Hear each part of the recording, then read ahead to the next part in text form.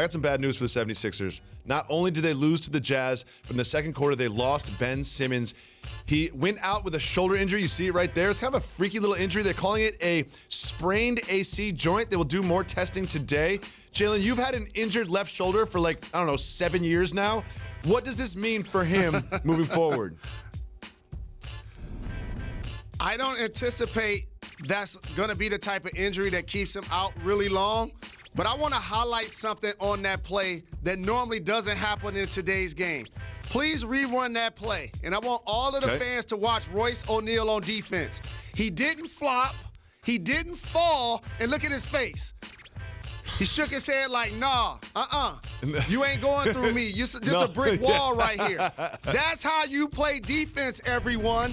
Unlike the previous play where we saw with Eric Bledsoe. And that led to Ben Simmons actually getting injured. Now, here's a couple of problems as I tie this back to the Greek Freak. He improved his three-point shot. We saw him work on this game.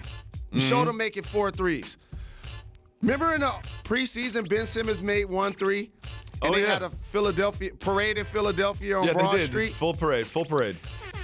And all of the media was celebrating.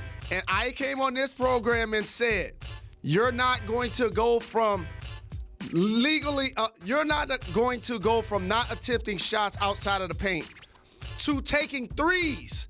So now that his shoulder's injured, over/under, Jacoby, 5 threes this year for Ben Simmons. What you guess? I say under. Way over. There's a lot of basketball left to play. Way over. I don't think this shoulder injury will be that serious, but we'll find out later. Way over. I'm definitely taking the over on 5 made threes. That's not hard. That's not hard to do.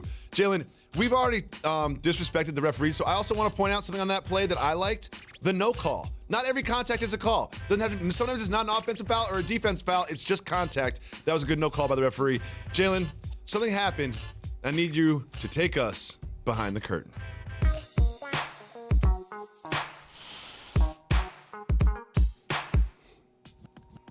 Mike D'Antoni said that the Rockets are not in shape. He said they're not at peak physical fitness, and James Harden was asked about his fitness after the game. Let's check in with the Beard. We don't really practice a lot, so we're a vet team. He leaves it up to us to go out there in the game and compete at a high level and kind of work our way through conditioning that way. So, Jalen, take us behind the curtain. How is it that you are a professional basketball player? A few weeks into the season, it's mid-November, and your coach and the players are still saying they're working themselves into shape.